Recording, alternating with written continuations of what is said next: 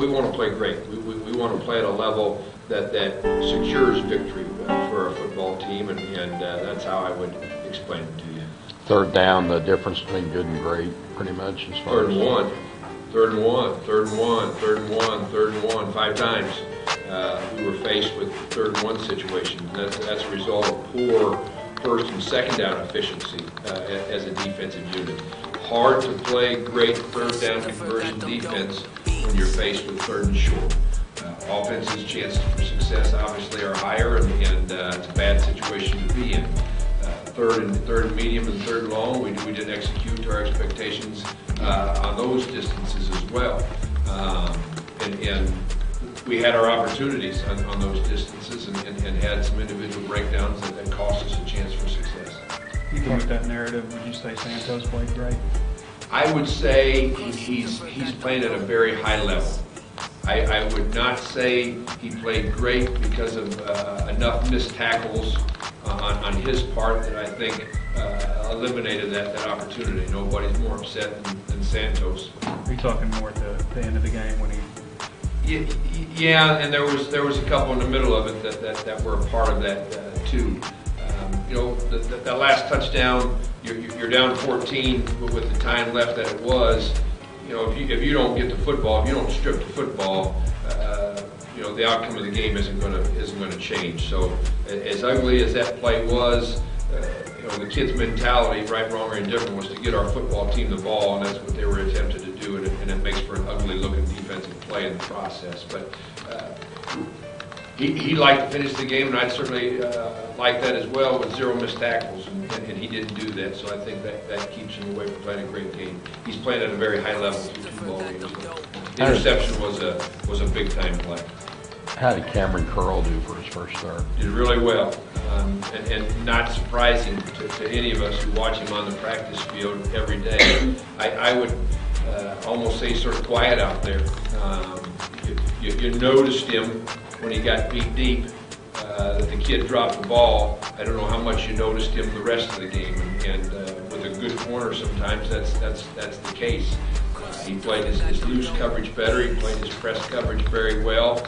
Did not have a lot of opportunities as far as the tackling piece of the game, but is very capable and ready for that. Welcome in. It's our Thursday edition of On the Hill with Pat Jenkins Sports Talk, brought to you each and every day by Lindsay & Associates, with locations in Fayetteville, also 2 locations in Rogers. This segment is also brought to you by Locomotion. It's located in Fayetteville, just below the Northwest Arkansas Mall. And if you don't get a chance to catch us here on our live stream, you can catch us on iHeartRadio as we podcast the top segment each and every day of On the Hill with Pat Jenkins Sports Talk. Open up with a little defensive coordinator audio with Paul Rhoads from yesterday's midweek press conference that we had the privilege to attend. And, he felt good, but as Paul says, he wants to be a great defense, not just a good defense. And I thought, and we've said it time and time again throughout the week, that we felt like the defense played well enough to win. But, he made a point, and Otis Kirk, who we had on yesterday of 247 Sports, and you also mentioned it, 5 third and ones, as TCU was 10 out of 14 on third down. You got to get better at that. That's going to be, I know, a key emphasis heading into the Texas Stadium and preparation throughout the week before, I believe, the kids get the weekend off to kind of watch a little football, watch their upcoming opponent in Texas Stadium as they have a ball game taking place on Saturday. But I want to bring in Demetrius before we get our lineup set. And you really have a high respect for Coach Paul Rhoads. Why is that you feel so comfortable with him at the helm of the defense? To me, it's just his presence. It's something about him when he comes in a room, and just his demeanor and kind of the way he responds to some of the questions people gives him. He gives me that head coach feeling. He gives me that I'll die for my coach type of vibe. And I just, again, love to hear him speaking. He just takes the mentality that I want. He could have easily came out there and said his defense did the job. Being that they did score 28 points, the defense did go out there and do exactly what they were supposed to do. So for Paul Rhoads to say they played good but not great, and that if you listen to literature, good is the enemy of great, that's the type of head coach mentality that I want. That bend but don't break, and we always can get better. To me, that's the heart of a champion, and that's the mindset you have to have competing in the SEC week in, week out when you're going to face some of the best teams in college sports. I totally agree with you. I think, the defense will continue to improve.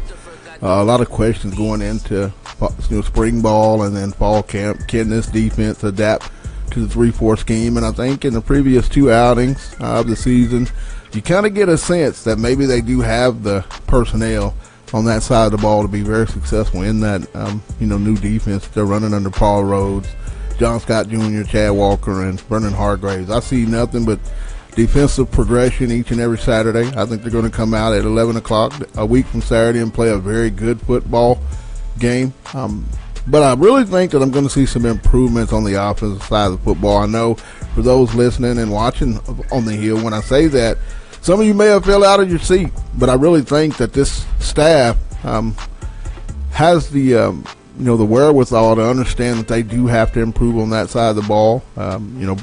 Dan Enos made a statement, in his press conference yesterday that really stuck with me, in that Arkansas has been known to score lots of points. I know a lot of people are honing in on the previous 3 Power 5 games versus Missouri, Vatech, and then this past Saturday versus TCU. But, multiple years they've been a very explosive football team in the second half, and I think that they'll get back to that. They've really acknowledged, and I really felt real good that they did, in that Chase Hayden is going to have to receive more touches. Also, adding C.J. O'Grady more in the game plan, Jeremy Patton, and then cutting down maybe what I've been real high on that receiving core being so deep, maybe cutting back and honing in. I think when you trim off a few layers, you're able to get more production by that, and I really think this offense will take forward steps. I do expect, and I agree with Otis yesterday as well, Brian Wallace needs to get an opportunity, as does Jalen Merrick. I think you got to try something at the offensive tackles. I think that's the 2 positions on that offense that's really got this team sputtering so much. But let's get you set up for today's show.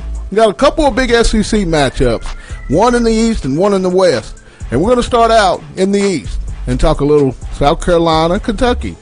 First segment, we're going to have Big Blue Nations, Kevin McGuffey. He's going to give us the Wildcat side of this upcoming game versus South Carolina. And then in the 1:30 segment, I told you yesterday there's 2 sides to every story. We're heading to Columbia, South Carolina, and talk to Will Gunner of Spurs and Feathers. We'll see what Coach Muschamp and those guys have to say about what they have to do versus the Kentucky Wildcats. Then we're going to head over into the West and talk about a big West matchup with Mississippi State and LSU, and who better to catch up with than Jake Wimberly of the Drive at 5. We'll get his takes from Starkville as to how they have to handle it as they host the LSU Tigers. But we're going to step away and get a quick break. Time to talk a little SEC football. Big games coming up. It's On the Hill with Pat Jenkins. Back in a moment.